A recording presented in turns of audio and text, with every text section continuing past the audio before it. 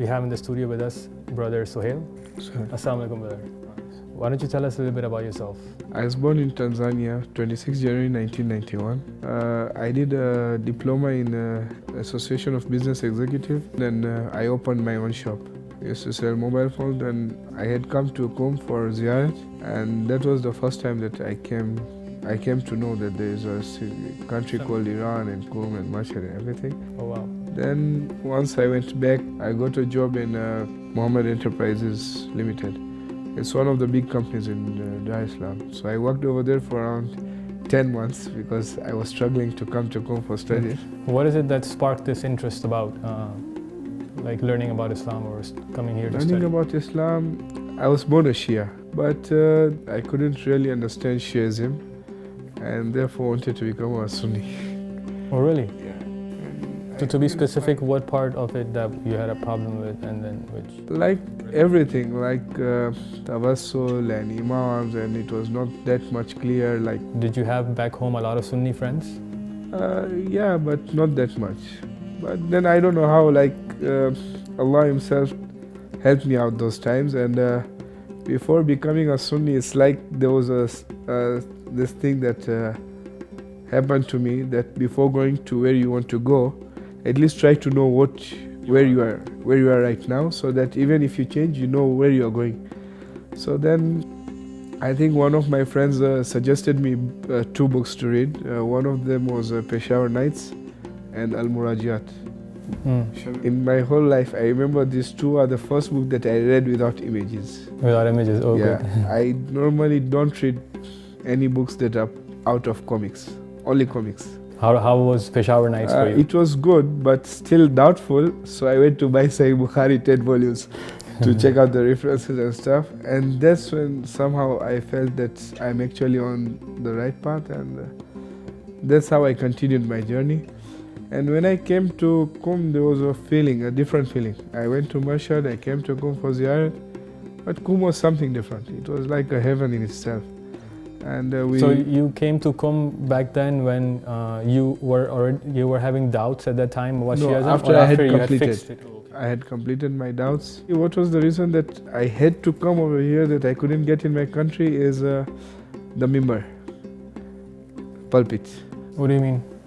They would talk many things, but I was struggling to find something deeper. Like whatever they would talk is something that I had actually known from some time before, or it's not that much interesting that what I was looking for. Back in Tanzania? Back in Tanzania. Okay. So what kind of environment, religious-wise, you had available? Was there a Jama Masjid? There was Jummah prayers every week? No, we had this as normal. Every country we have Namaz-e-Jummah and Ramzan and stuff. And then there were marasim in Muharram and Ramadan and all of that stuff? So all throughout your childhood you had experienced that? Yeah, I had. But they were not able to spark this thing in you or verify your, rectify all the questions you had in mind about. True. Even if you were Shia or a Sunni, whatever you are, the truth and the reality is, as long as you believe in God and then believe in the messengerhood of the Prophet Muhammad, you are a Muslim. Yeah, it's true. We are all Muslims. But because we are living in a world of label and stuff, so just to clarify matter, that I can't say that I was a Muslim, then I wanted to go to other part of Islam and stuff. So just to clarify that, where I wasn't. It's good. Going through this brings about more surety and yaqeen in what you believe in, Once you have this doubts, and then when you go out and get information to clarify those doubts, then your iman becomes even stronger, right? So there's many people, many Muslims, both Shias and Sunnis, that are following the religion blindly. They don't know. It's just because everybody's doing it, or because my parents told me so to do that. And what do we say? Doors at him. We didn't do anything else. We just went around, round and round and round. What actually was the gist of the thing that clarified for you that, okay, where I am right now is where I need to be and I belong in Shiaism? The point was only one, and today truly I think that the only difference between us 2 brothers from different background is only this: the Hadith-e-Thaqalain.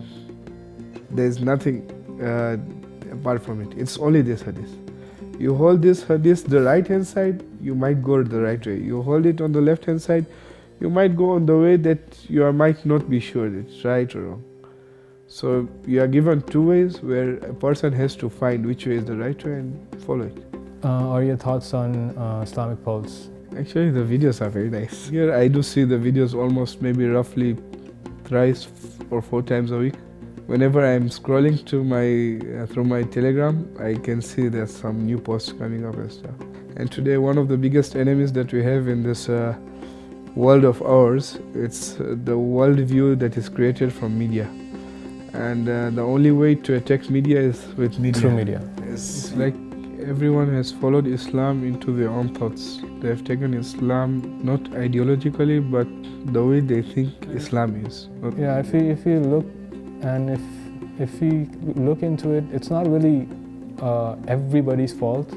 People liable for this are the leaders, you know, the political leaders, the religious leaders. You know, they are the ones who are taking the whole, you know, public and like all the Muslims, you know, distracting them. And that is true, that the leader is accountable. You know the ways of Ahlul Bayt, you follow them, you will be guided to the path that you are supposed to be guided. And if you come away from the ways of Ahlul Bayt, you can see the examples in Saudi itself, and there are many reasons why I would point to that country. I mean, it's they have completely known. made that out of them. Like, they have done this to their own image, especially recently, the things they've been doing. They had followed their own whims. They have made it really, really obvious now that their God is the dollar and USA.